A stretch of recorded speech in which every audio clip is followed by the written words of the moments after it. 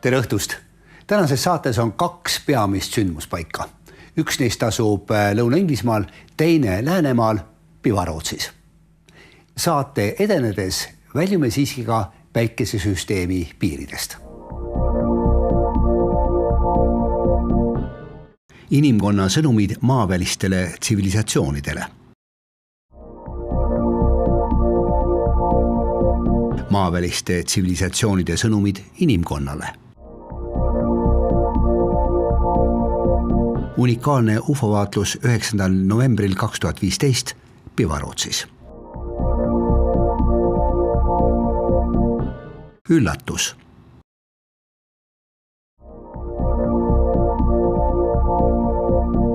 Aegade jooksul on inimene teinud mitmesuguseid jõupingutusi, et võtta ühendust maaväliste tsivilisatsioonidega.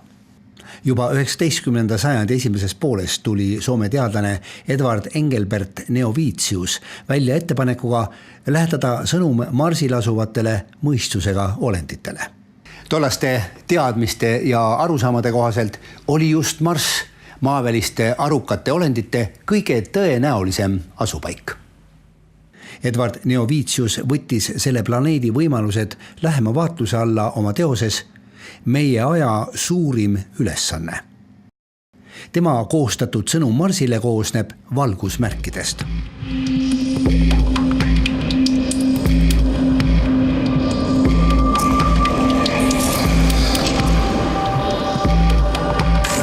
Soome teadlane Edvard Neovitius kirjutab.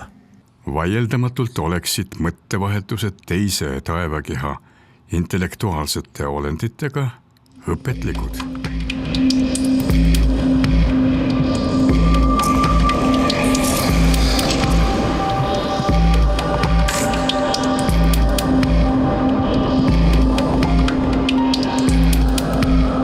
Neovitiuse valgusmärgid Marsini muidugi ei jõudnud. Esimene inimeste poolt koostatud ja väljaspoole maakera jõudnud sõnum jõudis kuu pinnale juulis 1969. Apollo 11 astronaudid viisid maakera kaaslasele 73 iseseisva riigi läkitused. Nende hulgas on ka Eesti sõnum, mille on koostanud kunagine Eesti Vabariigi peakonsul New Yorgis Ernst Jaakson. See on Eesti sõnum, mis läks kosmosesse. Peakonsul Ernst Jaakson pani teele sellise sõnumi. Eesti inimesed ühinevad lootuses kõigi nendega, kes töötavad vabaduse ja parema maailma nimel. Selline on Eesti sõnum, mis läks Apollo 11 pardal kosmosesse. Järgmised läkitused maavälistele tsivilisatsioonidele läksid teele aastatel 1972 ja 1973 kosmoseaparaatidega Pioneer 10 ja Pioneer 11.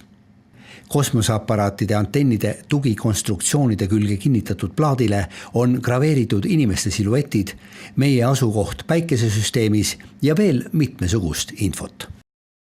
Pioneer 11 on esimene inimeste valmistatud tehiskeha, mis väljus päikesesüsteemi piiridest.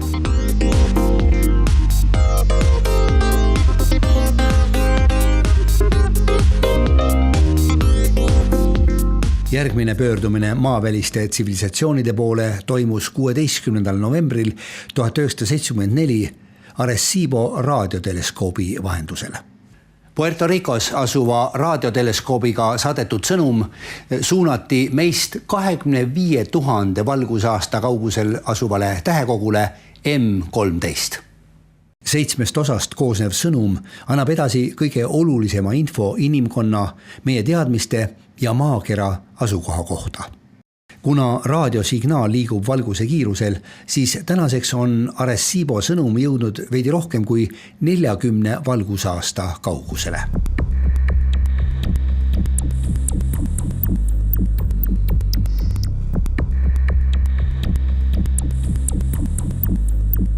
Aastal 1977 lennutati maailmaruumi kosmoseaparaatidega Voyager 1 ja 2 kuldne plaat, millele on salvestatud elu mitmekesisust ja inimkultuuri tutvustav info. Plaadil on ka USA presidendi Jimmy Carteri ja ÜRO peasekretäri Kurt Waldheimi läkitus. Lisaks fotodele ja tekstidele on plaadile salvestatud ka hulgaliselt muusikat. Voyager 1 väljus päikesesüsteemist novembris 2004.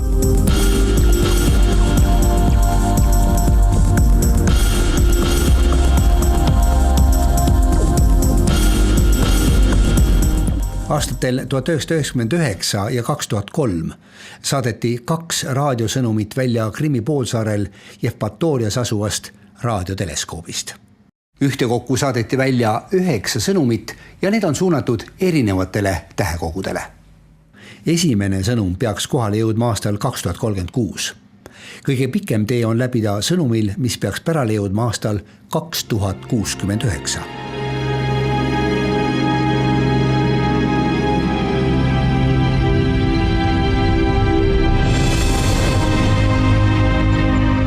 Järgmine maavälistele arukatele olenditele adresseeritud sõnum läks teele oktoobris 2008. Signaal saadeti välja taas Krimmis Jevpatorias asuva raadioteleskoobiga ja oli suunatud planeedile Gliese 581. Projektist võttis osa rohkem kui 500 000 inimest ja see on esimene kord, kui maailmaruumi läkitatud sõnum on koostatud avalikkuse osavõtul. Jaanuaris 2015 oli raadiosignaal läbinud üle 59 triljoni kilomeetri. Selle signaali sõidugraafik on olnud ligikaudu järgmine. Kuuni jõudis signaal 1,3 sekundi möödudes. Marsist läks signaal mööda 4 minutit pärast selle väljasaatmist. Väljaspoole päikesesüsteemi jõudis signaal 20 tunni möödudes. Kuna raadiosignaal liigub valguse kiirusel, siis planeedini Gliese 581 peaks Krimmi poolsaarelt saadetud sõnum jõudma aastaks 2029.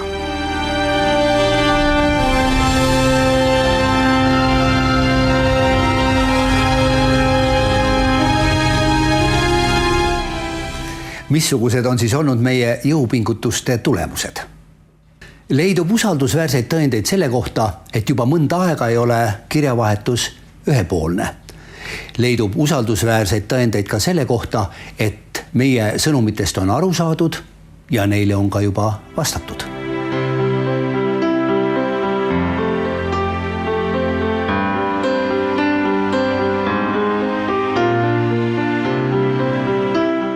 Kuidas maakera paljudes piirkondades pildistatud ja filmitud viljaringid tekivad?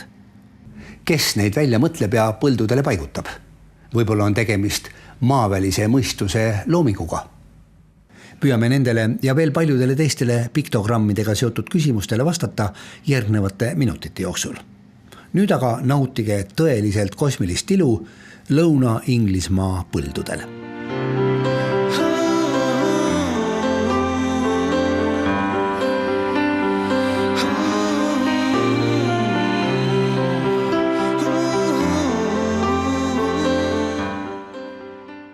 Kui nüüd viimase 5-6 aasta piktogramme jälgida, siis ma tahaks öelda, et Bulgaaria Teaduste Akadeemia ei ole ka just papist poisid ega üldse ülearu entusiastid, kes on võtnud asjasse väga tõsiselt süveneda.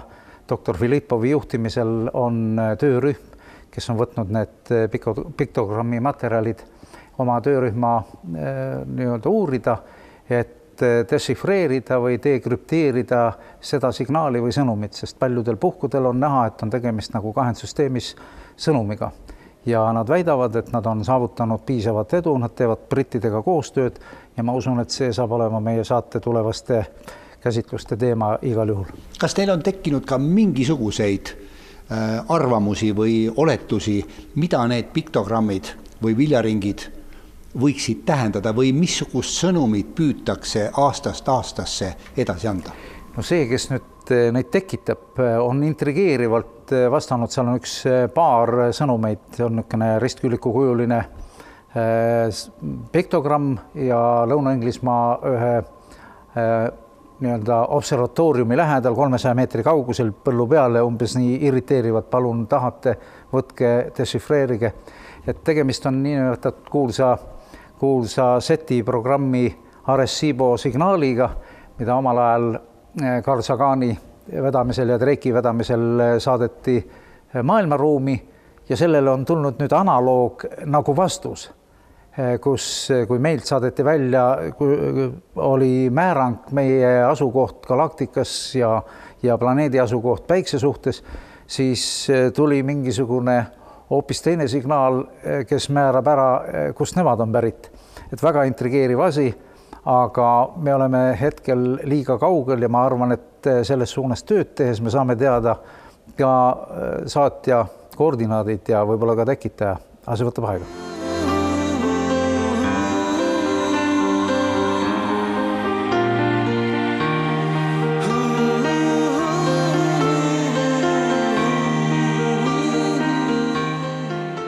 Tähelepanuväärne on ka see, et Suurbritannias, Inglismaal on olemas kohe niisugune keskus, kus neid viljaringe piktogramme uuritakse. Ja seal on olemas ka üks inimene, kes on nagu üldtuntud ekspert selles valdkonnas. Võib-olla temast ka mõni sõna. Colin Andrews.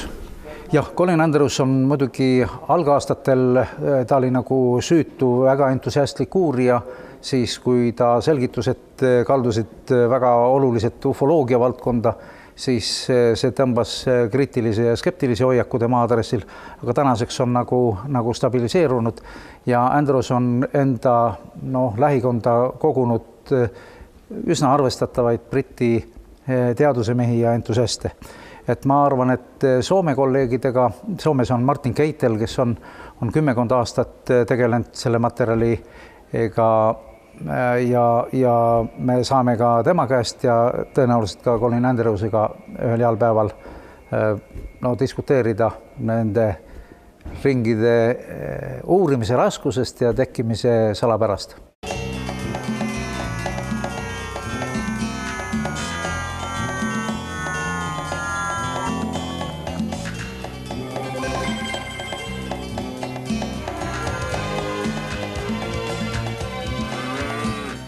Tundub, et vähemalt ühele inimeste poolt maailmaruumi läkitatud sõnumile on juba vastatud. Vastatud on Arecibo sõnumile, mis saadeti välja novembris 1974 Puerto Ricos asuva Arecibo raadioteleskoobiga. Vastus ilmus Lõuna-Inglismaal Hampshire'i maakonnas asuvale viljapõllule 14. augustil 2001. Nädal hiljem, 21. augustil 2001, tekkis piktogrammi kõrvale veel teinegi sõnum. Arvatavasti on tegemist saatja portreega.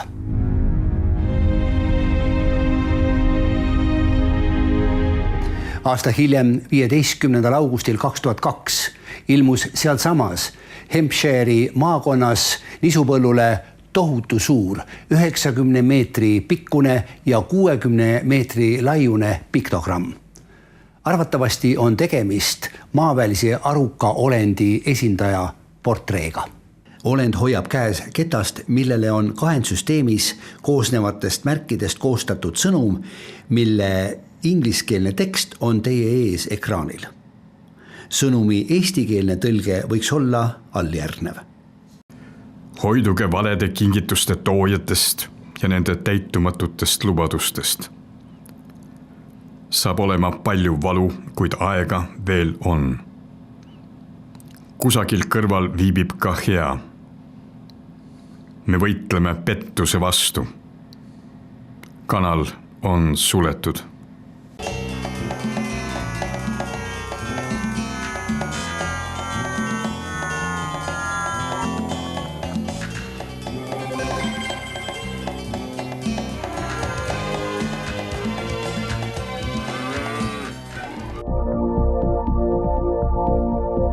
Tom Annikvee elab Tallinnas. Ta on hariduselt jurist, elektroonikainsener ja ärimagister. Praeguseks põhitegevuseks on osalemine mitmesugustes rahvusvahelistes projektides konsultandina. Tommi maakodu asub Läänemaal Pivarootsis. UFO-vaatlus, mille kirjeldust kohe kuulete, leidis aset 9. novembril 2015 hommikul kella 5 paiku. Kui ma üles ärkasin maja teisel korrusel, siis kuna selle toa aken on nagu mere poole, ütleme lääne-lõuna poole, siis ma nägin sellist ebaharilikku valget tulukest läbi kardina paistmas. See tuli siis mere See tuli siis mere poolt. Jah, ütleme, mereni on sellest aknast umbes pool kilomeetrit. Nii, ja missugune oli sinu reaktsioon? Mida sa siis mõtlesid või oletasid? No reaktsioon oli taoline, et väga, väga kummaline, eriliselt terk ja ebatavaliselt pulseeriv valgus paistis, ütleme, sellest mere suunalt. Ja ega ei olnud lihtne nagu määrata, kas ta on kaugel või lähedal. Et pigem siis kaugemal ikkagi. Aga mida sa arvasid kõigepealt, et millega on tegemist? Ega ei osanudki arvata, et tavaliselt, et laevatuled on sellised tavalised nõrgad, et ega raske arvata. Aga mingil hetkel sa siiski otsustasid, et võtan nüüd mobiili või midagi muud, et seda, mis seal olemas on, jäädvustada.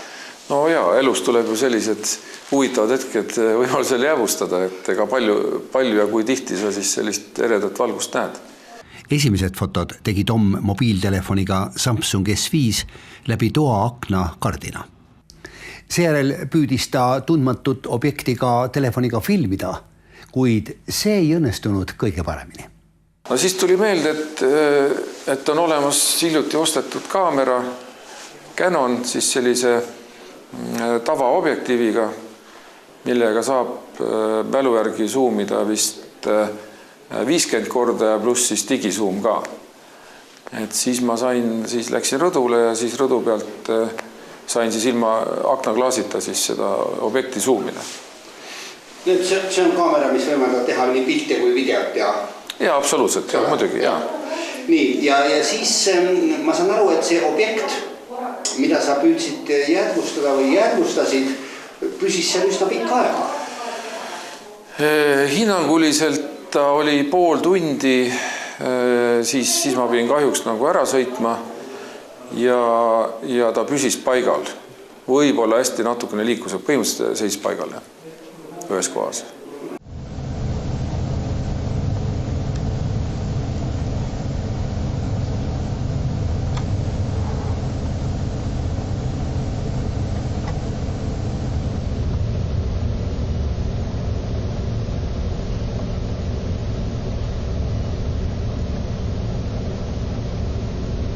See valgus nagu pulseeris, et ta nagu vilkus või välkus, et ta oli kord heledam, kord tumedam, et selline. Et tavaliselt ükski lamp niimoodi ei põle, et võiks võib-olla arvata, et keegi oli LED-taskulambiga kuskil 100 meetri peale, aga see on hoopis teistmoodi tegelikult näeb välja. Kui kõrgel merepinnast või horisondist see nähtus võis olla? No hinnanguliselt, kuna selle kaameraga võetud piltide video pealt on näha kadakate kontuurid, et see valgus tuleb nagu sealt kadakate vahelt. Ma arvan, ta oli kas rannas või merepinnal.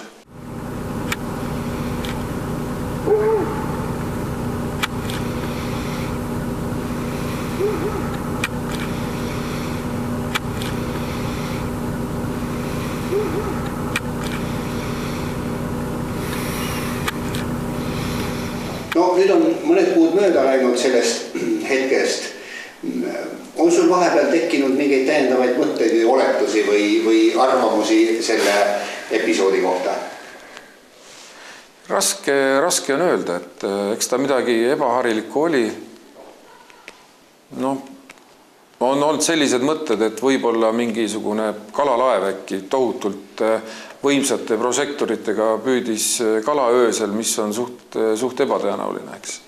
Selles piirkonnas, jah, et seal on meri suhteliselt madal, natuke kaugemal on jällegi sügavam, et mingi laevaliiklus on, aga ta on nagu suhteliselt kaugel seal.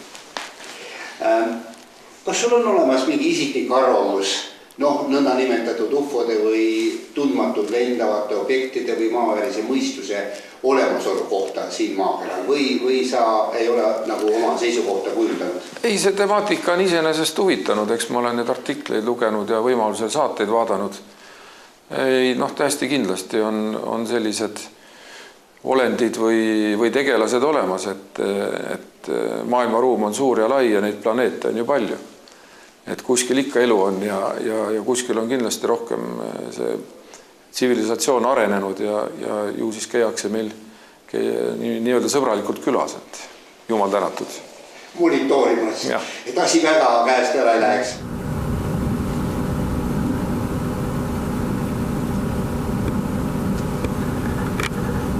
Kuidas peaksime niisugustesse nähtustesse suhtuma? Tegelikult ei ole ju mingisugust vahet, kas me vaatleme ja pildistame metsas liikuvaid loomi või vaatleme ja jäädvustame maapinna kohal liikuvaid tundmatuid objekte. Põhimõtteline erinevus on eeskätt see, et kõik, mis liigub maapinnal, on soovi korral meile kättesaadav. Jahimehed näiteks kõmmutavad hundi maha ja kogu lugu. Õhuruumis liikuvate objektidega on asi keerulisem. Neile niisama lihtsalt pihta ei saa. Sellegipoolest, tundmatud lendavad objektid ei ole midagi muud kui osa meid ümbritsevast loodusest.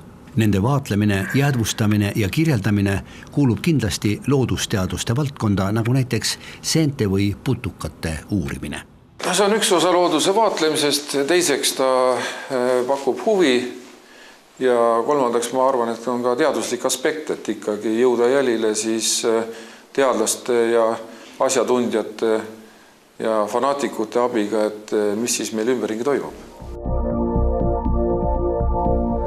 Tänase saate algul välja kuulutatud üllatus seisneb selles, et kutsume teid kaasa põnevale seiklusele. Kas saab olla midagi lahedamat kui see, et võtate osa maavälise elu otsingutest näiteks maakeral? Tundub olevat selge seos ufode liikumise ja maavälise aruka elu toimetamisega meie armsal planeedil. Igor, sa tulid täna siia stuudiosse kaasas ilmselged asitõendid, et tõenäoliselt see nii on. Vaieldamatud asitõendid selle kohta, et rahvas näeb midagi, rahvas reageerib väga adekvaatselt. Materjalid laekuvad uurijatele ja sealt järgneb juba see tegevus, millele sa viitasid. Nii, no mis pildid siin laua peal meil täna on siis?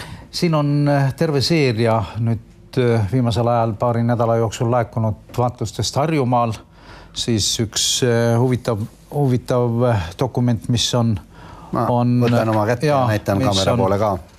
Mis on laekunud inimeselt, kes on, eestlased reisivad väga palju maailmas, et lennukis sooritatud vaatlused ja nende kirjeldused, kõrgused, kellaajad, mis kaameratega tehtud, kuidas objekt käitus, see on vaieldamatu materjal keskkonna anomaaliate fikseerimiseks, siis sealt seest siis tundmatute objektide tuvastamiseks ja nende liikumissuunad ja asukohad ja ilmumisiseloom ja kõik.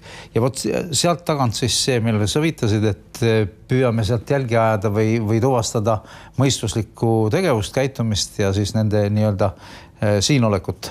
Niisiis, palun pange oma telefonid, kaamerad valmis ja liikuge hästi palju looduses, hoidke silmad lahti ja kui miskit põnevat ette satub, siis kohe pildistage, tehke videosid ja saatke meile.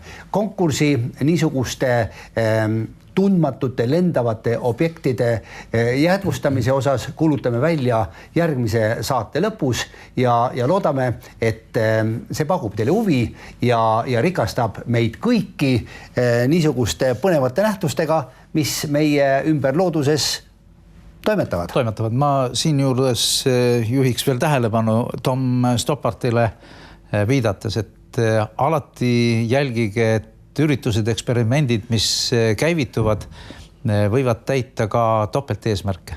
See tähendab? See tähendab seda, et lisaks sellele, et me saame audio, video materjale, me saame ka pildi elanikkonna reageeringust, saatjate või informantide aususest ja paljust muust, millest me saame rääkida siis, kui materjali hakkab laekuma. Ja, niisiis sissejuhatus konkursi väljakuulutamiseks on tehtud ja teil jääb üle ainult seada valmis oma salvestamistehnika ja võtta ette toredaid, mõnusaid reise looduses, nii et igal juhul lööte 2 kärbest 1 hoobiga. Saate niisuguse hea aeroobse koormuse ja võib-olla näete ka midagi põnevat ja võib-olla olete teie üks neist, kes aitavad oluliselt kaasa maavälise elu või maavälise aruka elu toimetamisele siin maakeral, nende asjaolude välja selgitamisele. Igatahes jälgede ajamisel kindlasti. Jah. Suur tänu Tartus elavale valvele väga huvitava kirja eest. Tutvustame seda juba järgmises saates. Palju tänu ka Vello Küti lähedastele, kes elavad Võrtsjärve kandis. See väga huvitav materjal, mida te meile olete saatnud seoses Vello Küti kohtumisega maavälise mõistuse esindajatega seal teie kandis, on praegu ettevalmistamisel ja näitame seda juba lähitulevikus. Tänan teid kõiki vaatamast ja kuulamast ning kohtumiseni juba 2 nädala pärast saates Taevariik ufodega.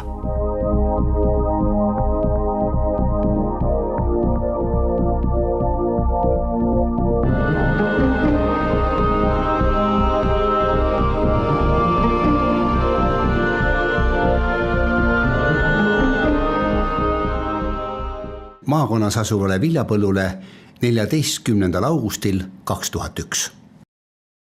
Nädal hiljem, 21. augustil 2001 tekkis piktogrammi kõrvale veel teinegi sõnum. Arvatavasti on tegemist saatja portreega.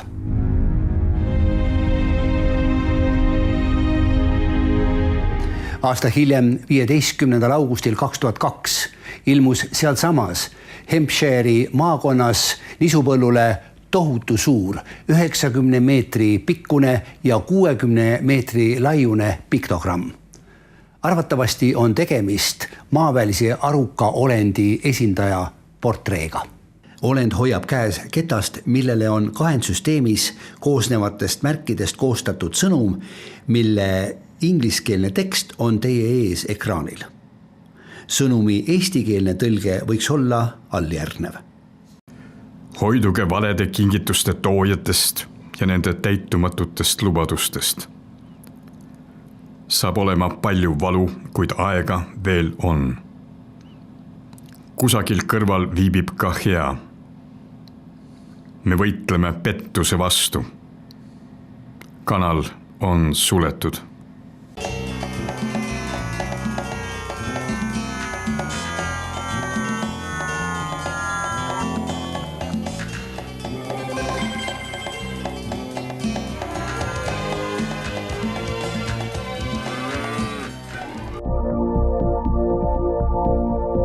Tom Annikvee elab Tallinnas. Ta on hariduselt jurist, elektroonikainsener ja ärimagister.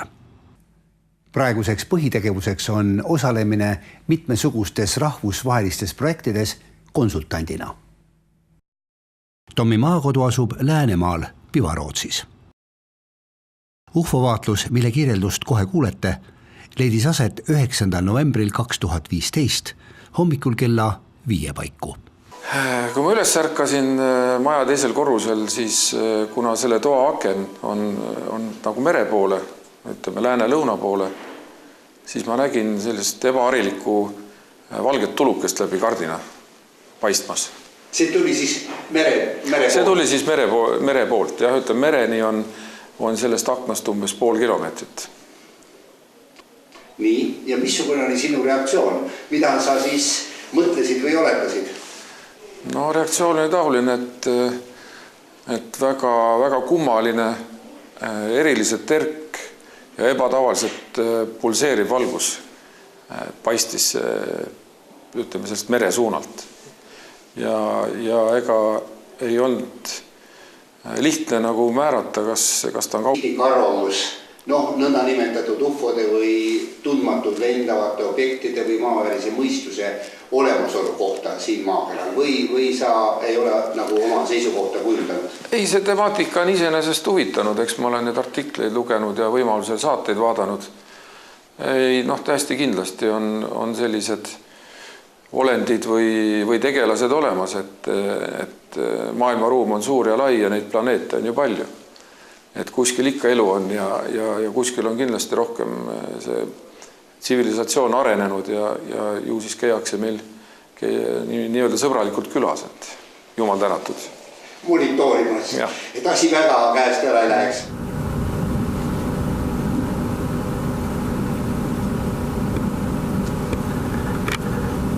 kuidas peaksime niisugustesse nähtustesse suhtuma? Tegelikult ei ole ju mingisugust vahet, kas me vaatleme ja pildistame metsas liikuvaid loomi või vaatleme ja jäädvustame maapinna kohal liikuvaid tundmatuid objekte. Põhimõtteline erinevus on eeskätt see, et kõik, mis liigub maapinnal, on soovi korral meile kättesaadav. Jahimehed näiteks kõmbutavad hundi maha ja kogu lugu. Õhuruumis liikuvate objektidega on asi keerulisem. Neile niisama lihtsalt pihta ei saa. Sellegipoolest, tundmatud lendavad objektid ei ole midagi muud kui osa meid ümbritsevast loodusest. Nende vaatlemine, jäädvustamine ja kirjeldamine kuulub kindlasti loodusteaduste valdkonda, nagu näiteks seente või putukate uurimine.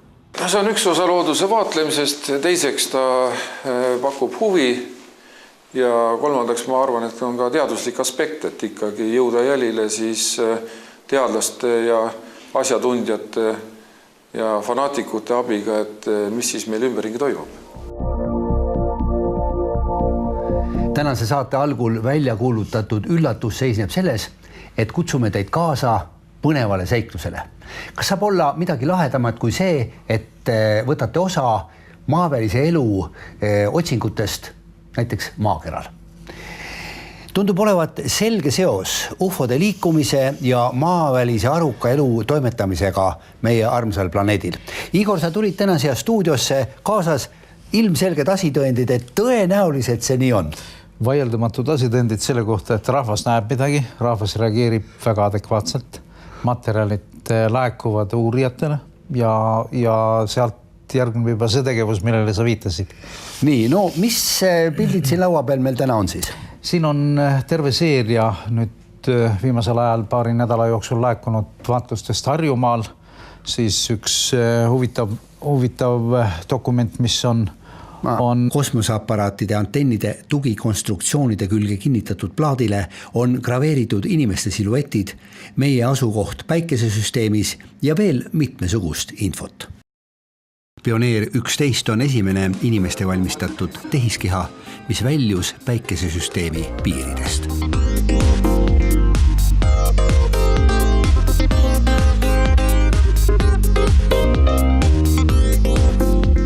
Järgmine pöördumine maaväliste tsivilisatsioonide poole toimus 16. novembril 1974 Arecibo raadioteleeskoobi vahendusel. Puerto Ricos asuva raadioteleskoobiga saadetud sõnum suunati meist 25 000 valgusaasta kaugusel asuvale tähekogule M13.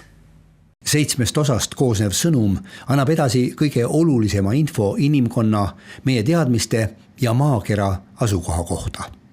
Kuna raadiosignaal liigub valguse kiirusel, siis tänaseks on Arecibo sõnum jõudnud veidi rohkem kui 40 valgusaasta kaugusele.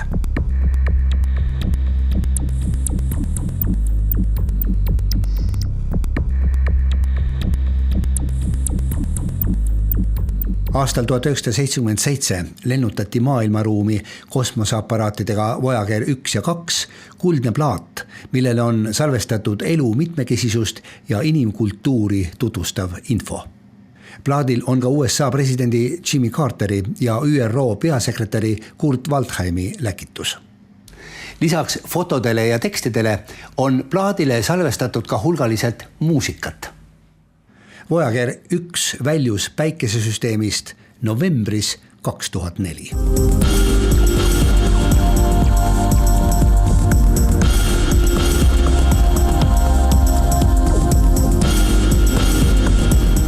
Aastatel 1999 ja 2003 saadeti 2 raadiosõnumit välja Krimmi poolsaarel Jevpatoorias asuvast raadioteleskoobist.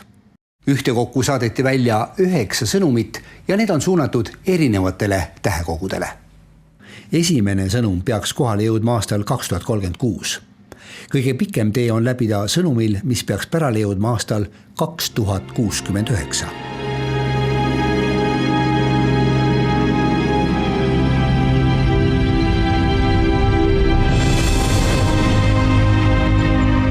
Järgmine maavälistele arukatele olenditele adresseeritud sõnum läks teele oktoobris 2008. Signaal saadeti välja taas Krimmis Jevpatorias asuva raadioteleskoobiga ja oli suunatud planeedile Gliese 581. Projektist võttis osa meie teadmiste ja maakera asukoha kohta. Kuna raadiosignaal liigub valguse kiirusel, siis tänaseks on Arecibo sõnum jõudnud veidi rohkem kui 40 valgusaasta kaugusele.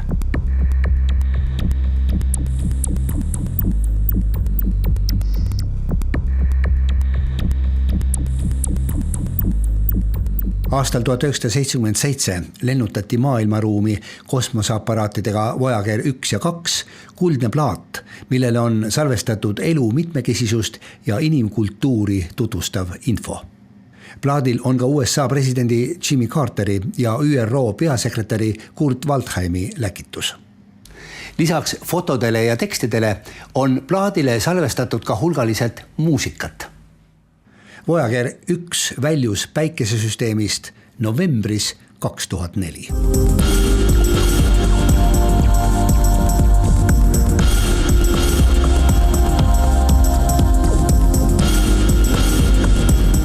Aastatel 1999 ja 2003 saadeti 2 raadiosõnumit välja Krimmi poolsaarel Jevpatorias asuvast raadioteleskoobist.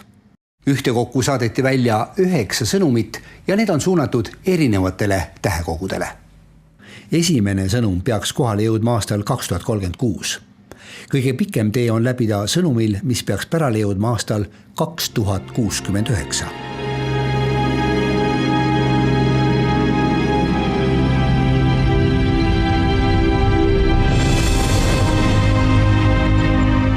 Järgmine maavälistele arukatele olenditele adresseeritud sõnum läks teele oktoobris 2008. Signaal saadeti välja taas Krimmis, Jevpatorias asuva raadioteleskoobiga ja oli suunatud planeedile Gliese 581. Projektist võttis osa rohkem kui 500 000 inimest ja see on esimene kord, kui maailmaruumi läkitatud sõnum on koostatud avalikkuse osavõtul. Jaanuaris 2015 oli raadiosignaal läbinud üle 59 triljoni kilomeetri. Selle signaali sõidugraafik on olnud ligikaudu järgmine.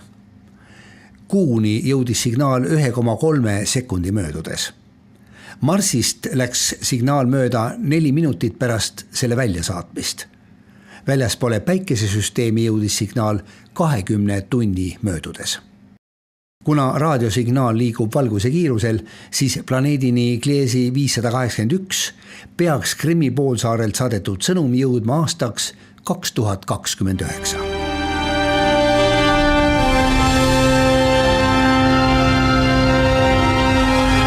Millele on salvestatud elu mitmekesisust ja inimkultuuri tutvustav info. Plaadil on ka USA presidendi Jimmy Carteri ja ÜRO peasekretäri Kurt Waldheimi läkitus. Lisaks fotodele ja tekstidele on plaadile salvestatud ka hulgaliselt muusikat. Voyager 1 väljus päikesesüsteemist novembris 2004.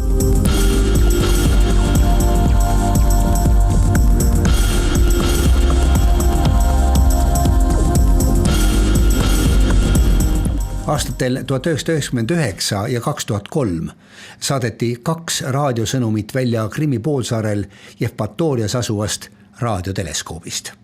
Ühtekokku saadeti välja 9 sõnumit ja need on suunatud erinevatele tähekogudele. Esimene sõnum peaks kohale jõudma aastal 2036. Kõige pikem tee on läbida sõnumil, mis peaks pärale jõudma aastal 2069.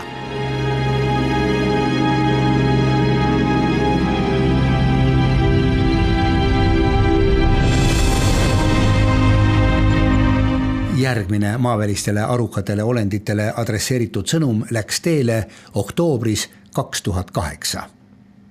Signaal saadeti välja taas Krimmis, Jevpatorias asuva raadioteleskoobiga ja oli suunatud planeedile Gliese 581. Projektist võttis osa rohkem kui 500 000 inimest ja see on esimene kord, kui maailmaruumi läkitatud sõnum on koostatud avalikkuse osavõtul. Jaanuaris 2015 oli raadiosignaal läbinud üle 59 triljoni kilomeetri. selle signaali sõidugraafik on olnud ligikaudu järgmine. Kuuni jõudis signaal 1,3 sekundi möödudes. Marsist läks signaal mööda 4 minutit pärast selle väljasaatmist. Väljaspoole päikesesüsteemi jõudis signaal 20 tunni möödudes. Kuna raadiosignaal liigub valguse kiirusel, siis planeedini Gliesi 581 peaks Krimmi poolsaarelt saadetud sõnum jõudma aastaks 2029.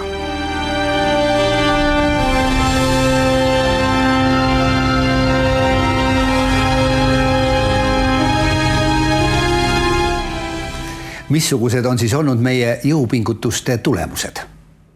Leidub usaldusväärseid tõendeid selle kohta, et juba mõnda aega ei ole kirjavahetus ühepoolne.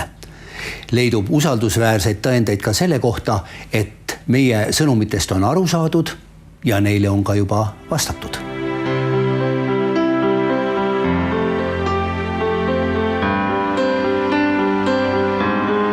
See tegevus, millele sa viitasid. Nii, no mis pildid siin laua peal meil täna on siis? Siin on terve seeria nüüd viimasel ajal paari nädala jooksul laekunud vaatlustest Harjumaal, siis üks huvitav dokument, mis on võtan oma kätte ja näitan kaamera poole ka. Mis on laekunud inimeselt, kes on, eestlased reisivad väga palju maailmas, et lennukis sooritatud vaatlused ja nende kirjeldused, kõrgused, kellaajad, mis kaameratega tehtud, kuidas objekt käitus. See on vaieldamatu materjal keskkonna anomaaliate fikseerimiseks, siis sealt seest siis tundmatute objektide tuvastamiseks ja nende liikumissuunad ja asukohad ja ilmumisiseloom ja kõik.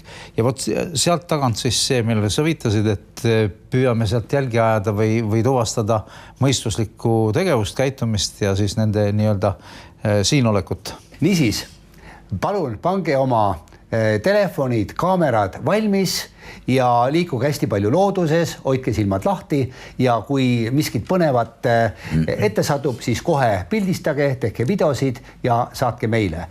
Konkursi niisuguste tundmatute lendavate objektide jäädvustamise osas kuulutame välja järgmise saate lõpus ja loodame, et see pakub teile huvi ja rikastab meid kõiki niisuguste põnevate nähtustega, mis meie ümber looduses toimetavad. Ma siin juures juhiks veel tähelepanu Tom Stoppartile viidates, et alati jälgige, et üritused, eksperimendid, mis käivituvad, võivad täita ka topelt eesmärke. See tähendab? See tähendab seda, et lisaks sellele, et me saame audio-video materjale, me saame ka pildi elanikkonna reageeringust, saatjate või informantide aususest ja paljust muust, millest me saame rääkida siis, kui materjali hakkab laekuma. Ja, niisiis sissejuhatus konkursi väljakuulutamiseks on tehtud ja teil jääb üle ainult seada valmis oma salvestamistehnika ja võtta ette toredaid, mõnusaid reise looduses, nii et igal juhul lööte 2 kärbest 1 hoobiga. Saate niisuguse hea aeroobse koormuse ja võib-olla näete ka midagi põnevat ja võib-olla olete teie üks neist, kes aitavad oluliselt kaasa maavälise elu või maavälise aruka elu toimetamisele siin maakeral, nende asjaolude välja selgitamisele. Igatahes jälgede ajamisel kindlasti.